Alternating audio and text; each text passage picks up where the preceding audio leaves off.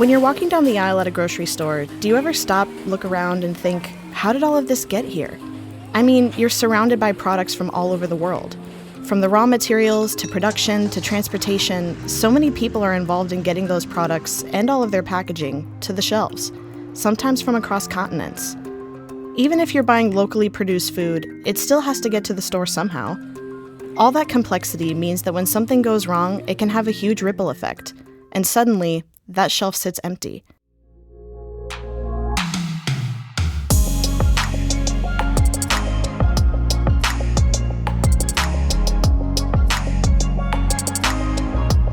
In today's episode, we're talking all things supply chains. What makes these processes so fragile? How has the pandemic changed things? And what can we do to keep supply chains working? I'm Amanda DeJong, and you're listening to Now at Ohio State. We talk with researchers, innovators, and bold thinkers who look at our world, see what the real challenges are, and create the solutions that people need now. Even though supply chains prop up our economy, they're mostly invisible to the average consumer. So let's start with the basics. Terry Esper is a professor of logistics at Ohio State's Fisher College of Business, and he's dedicated his career to studying supply chains. He speaks with our Ross Bischoff about why shortages happen, what companies are doing to prevent them, and whether we've entered a, quote, new normal post-COVID.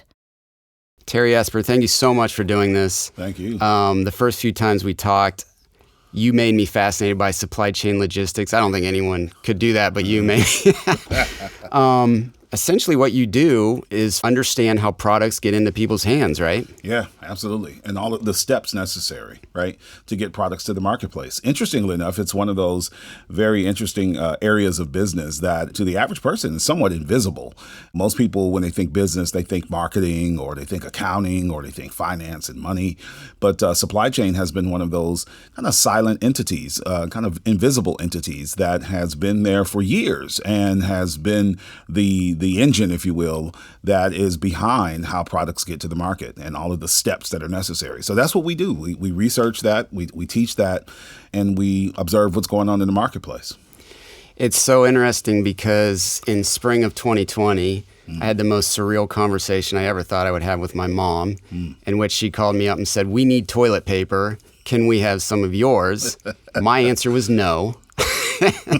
And I think a lot of people were having those conversations. I think suddenly COVID hit, and this was a really important topic, right? Yeah, absolutely. You know, one of the things that we pride ourselves upon in supply chain and in logistics is that actually we don't want people to know that we exist in a way, right? Because when things are moving smoothly, there's really no need to be concerned about supply chain issues because everything gets to where it needs to be and everything is, there on time. And so when we have really significant shortages that start to happen in the marketplace, similar to what we experienced with the onset of COVID, then that starts to bubble up this whole emphasis on the supply chain because we need some explanation as to why we can't get our hands on toilet paper. And that was just the beginning. And we're still here, still dealing with issues relative to potential shortages and potential supply chain hiccups. And I think, what we saw with the onset of COVID is that, the conversations about supply chain went from being more invisible to now being a part of average conversations in average households over average dinner plates. Yeah. And what did COVID really do? It seemed to expose a lot of cracks in our society in a number of places, but especially with supply chains, what did COVID expose for companies? Yeah, it's a great question. So I would say that there were maybe two major things that it exposed. Number one, the science of supply chain, if you will, is really it's a numbers game, and it's based on projections and forecast, right? So in supply chain, we're often very forecast driven, meaning if I can predict that Ross is going to show up to buy this bottle of water, then I can make sure that the bottle of water is where it needs to be so that when you arrive, it's there. And I've been planning for you to arrive for months, even though you didn't know it, right? So we're a very numbers and forecast driven entity and area. And by and large, we were doing pretty good. I think we were able to predict a lot of demand in the market. Our predictions have gotten very scientific, and we're using very modern and advanced techniques to predict consumer and marketplace demand.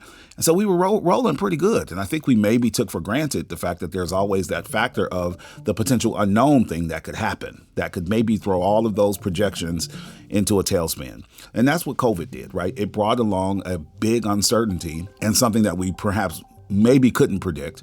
And that just threw different things into the mix of what drives consumer demand. And ultimately, we found that our supply chains were not capable of keeping up with the way that demand patterns started to shift as we saw COVID emerge.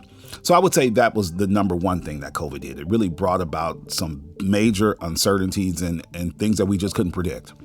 Secondly, though, I think it also exposed the fact that a lot of companies just did not have really good risk management and risk mitigation issues in place, right? So, for example, one of the big issues we teach on is inventory and the importance of having safety stock, or what people would refer to as buffer inventory, for a rainy day, just in case something like a COVID hits, right? And what we learned is that, of course, because we had gotten so advanced with our predictions, we were being very thin with our inventories because we could predict how much we needed. So there's no need for a lot of additional safety stock because our predictions are actually getting better and better. So we know how much we're going to need. Well, that rainy day fund, if you will, relative to inventory and excess capacity and those kinds of things, for a lot of companies, they just weren't there. And so COVID happens, things go into a tailspin in terms of demand, but also we don't have much in the way of supply buffers to support it. And so I think that was another one of the big things, is that companies had to basically come to grips with the fact that they had not been really planning for any risk in their supply chains to the magnitude that was necessary to deal with something like a global pandemic. Tell us when we can get back to normal. Yeah, that's always the big question. And I have always, Ross, said 2024. I just didn't think that we would see, normalcy to any real state in 2023. So I do think that we're getting back to some degree of normalcy in terms of how people consume and how people shop and what people buy. As it relates to the supply chains to get those products there, we're still dealing with some of the effects and some of the aftershocks of COVID. And so I think that it'll be more than likely 2024 before we will get back to that state of what we might even call normalcy. The only caveat I would add is that actually, from what I've heard from a lot of executives I talk to, they're like, yeah, we don't want to go back to the normal that we were at before, right? So, quote, the new normal has emerged as well. So I think we're still trying to get our arms around what that new normal is and what does that look like, right? So even to something that we were just talking about a moment ago, inventory buffers. We went from focusing on just in time to now companies are saying, yeah, we're going to go more towards just in case, right? Because we don't want to be caught in a situation like we were 3 years ago. So there's the maybe a different mindset with inventory, but what is maybe the big solutions you've seen that companies are really kind of leaning into to make sure that this doesn't happen again outside of inventory? Yeah. So there's a number of things. I would say one of the major ones that I've been watching has been technology investment. That became a really big conversation point as many companies early on in the pandemic said, hey, we were canoodling over trying to find some kind of justification for this technology investment, and we were trying to get some kind of business case to justify it. We knew that this was a worthwhile investment in this technology, but we were still we needed that business case, and we needed to be able to show that it would prove a worthwhile investment. And not that they're moving away from that, but I do see a lot more companies taking the plunge, saying, hey, you know what, if we can get to like 60% of a feeling of assurance that this is a good technology for us to invest in, we're making the investment, right? And partly because, what we started to see during the onset of the pandemic was this need for technology in many ways to supplement talent, human talent. And I know that's a real big debating point. But the reality is that we do see that companies have either increased their investments or plan to enhance their projections on when they will invest in technologies like robotics, automation. We're seeing, of course, a really big boom in AI-based technologies to really assist in decision making. And if you really think about it, a lot of this is to keep their supply chains moving in the event that they have any other potential, public health crises, and just the risk associated with such a reliance on human talent in some key areas. Secondly, companies rethought where they did things. A lot of the companies that were immediately debilitated by COVID were the companies who had really gone pretty full speed in their operations in China, right? That's where the pandemic started. And that was where the companies that didn't have much diversity in terms of where they were doing manufacturing product around the world, where they were distributing product from around the world. The companies that were really kind of, all in China had to step back and reevaluate that. So we have seen a lot of global shifts in terms of where companies are handling operations and migrating away from so much of a reliance on China and Asia. We see a lot of reshoring coming back to the United States. We see a lot of nearshoring coming back to near the United States for U.S.-based companies. And again, I think that's another one of those big solutions that came out of the pandemic. Terry, fascinating as always. Thank you so much for doing this today. Hey, thank you. Thank you. It's been a delight.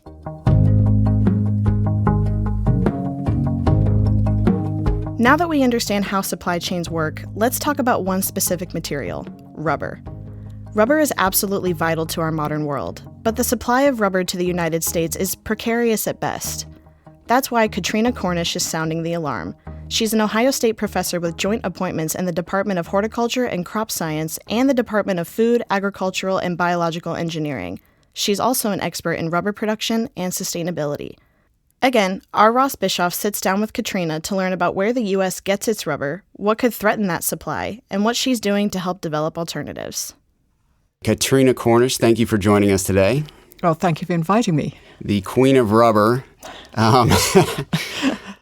Every time I've talked to you, you've had this incredible warning of a rubber apocalypse, and I want to unpack that a bit to start out. So first of all, just kind of start by telling us how dependent Americans are on rubber and petroleum-based products. We're incredibly dependent on natural rubber. It's used in 50,000 different things. There's no sector of our economy or defense that isn't completely dependent on a regular supply of natural rubber. It's used in all the vibration isolators, all our buildings, all our bridges. Airplane tires are 100% natural rubber. There's 400 medical devices. Even a car tire is 50% natural rubber. And we produce no commercial rubber in the United States. It's all imported from Southeast Asia and a little bit from Africa. So we are completely dependent on foreign sources. The largest producer is Thailand, but there's the other countries. Indonesia's next, and then we've got Malaysia, Vietnam, some parts of China, Cambodia, Southeast Asia. Then that's about 90%, and then there's about 8% from equatorial West Africa. So Liberia, Cote d'Ivoire, Cameroon. And then there's a little bit from South America, but this is the site of the endemic fatal Hevea rubber tree disease.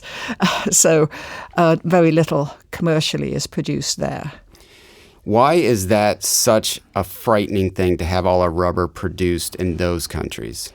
Well, we saw a piece of this with COVID, with all the disruptions of the supply chains. We had some companies flying rubber in instead of coming across on container ships.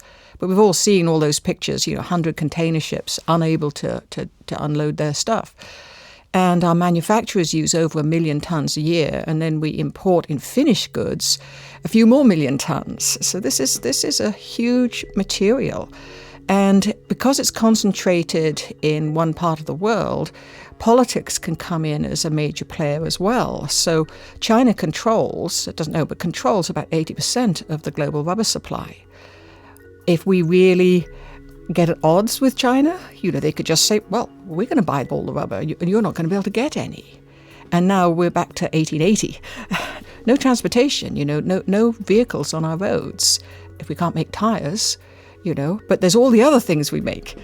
I lived in the San Francisco Bay Area where I don't want all the buildings falling down, Right.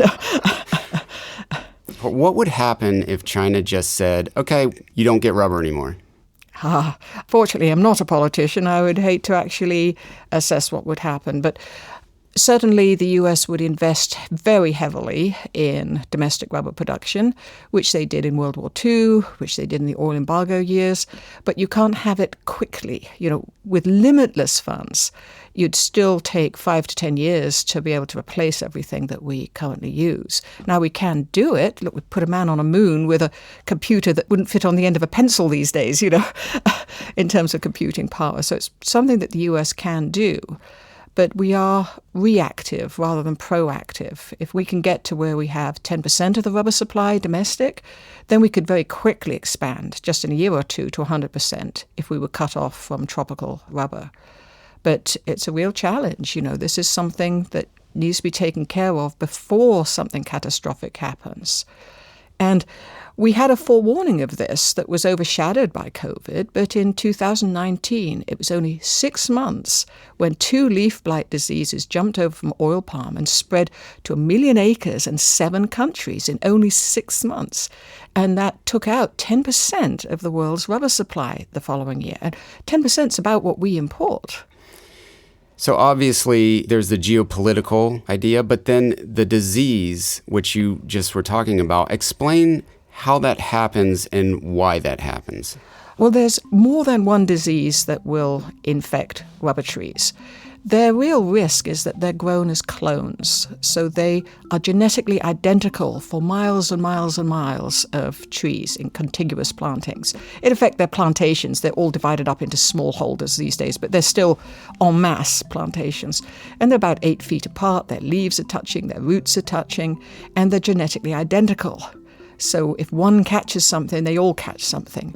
The big concern, of course, though, is South American leaf blight, which is also called SALB. This is fatal, and it's being kept out of Southeast Asia by strict airplane quarantines. So you hadn't, until last October, you had to fly somewhere else, get on another plane, and then fly into Southeast Asia. But direct flights were opened up last October between endemic SALB regions in South America and Southeast Asia, and maybe it won't happen or won't happen soon, but that certainly increases the risk of this fatal disease getting into the principal rubber-producing region of the world. It feels like we're kind of tiptoeing on this trapeze of things could be a disaster at any moment almost. Yeah, if SALB gets into Southeast Asia and they can't, basically scorched earth policy to try and control it, which they would do that. If it really gets into the Southeast Asia regions, you could lose half your rubber in a year and all of it, 90% of it the following year. People who've seen SALB, South America, say it looks like a fire front going across this green forest of rubber trees.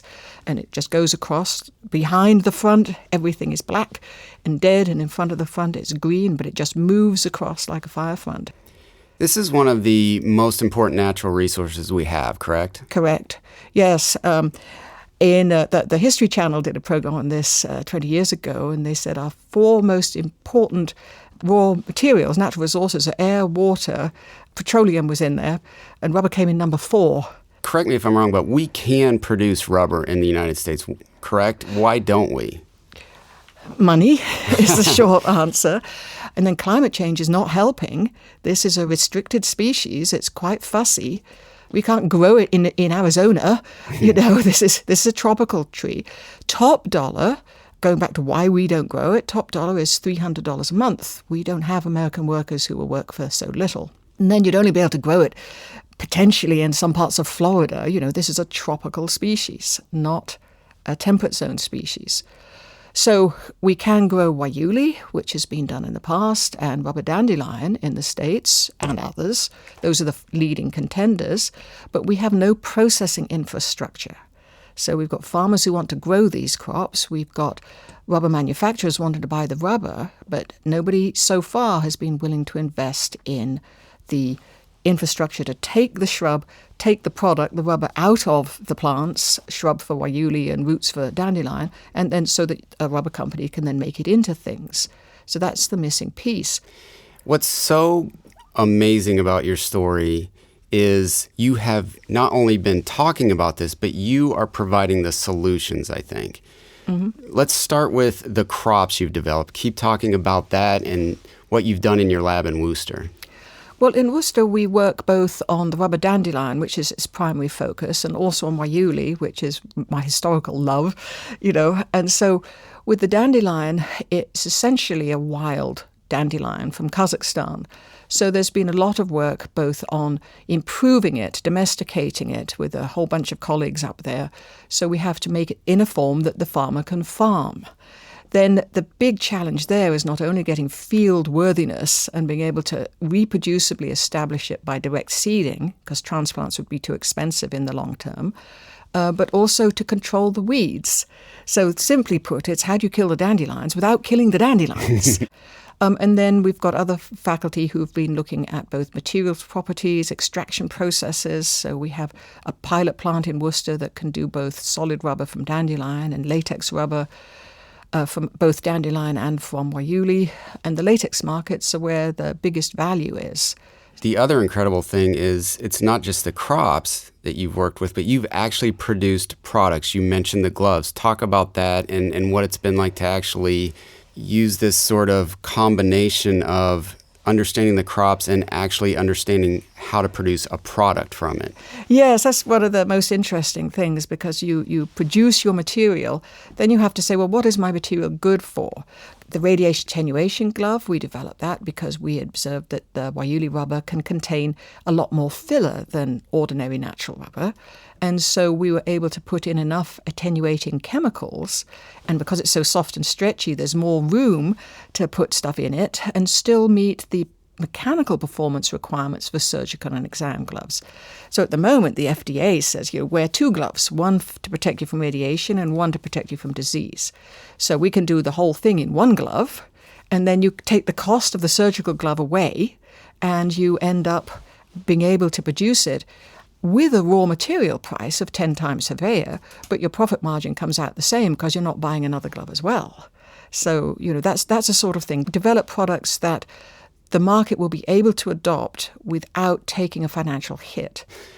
So what is your vision for this country? What could it be? Well, I would like to be able to drive down the interstates, past the fields of rubber-producing dandelions in the northern states and past the fields of Waiuli in the southern states, or the southwestern states, seeing the occasional processing plant looming in the distance, and have enough of these that we are self-sustainable and we are not dependent upon the goodwill of other nations for our rubber supply. You've dedicated your life to this.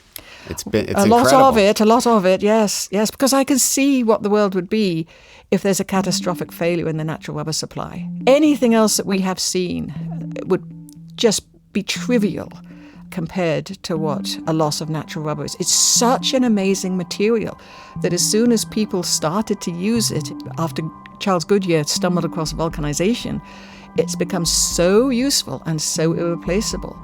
Katrina Cornish, thank you so much for doing this. Thank you so much for all your work. I mean, every time I talk to you, I'm just blown away. It's incredible what you do. Well, thank you. It was a pleasure to be here.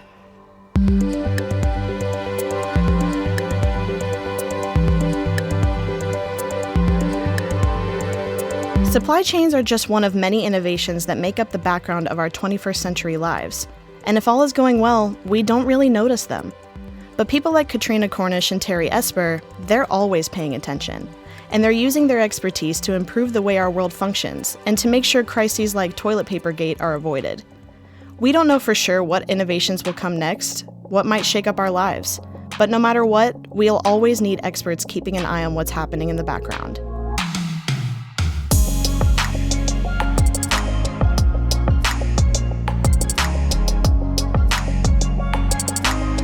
Now at Ohio State is produced by The Ohio State University's Office of Marketing and Communications. For more information, visit us at go.osu.edu/now.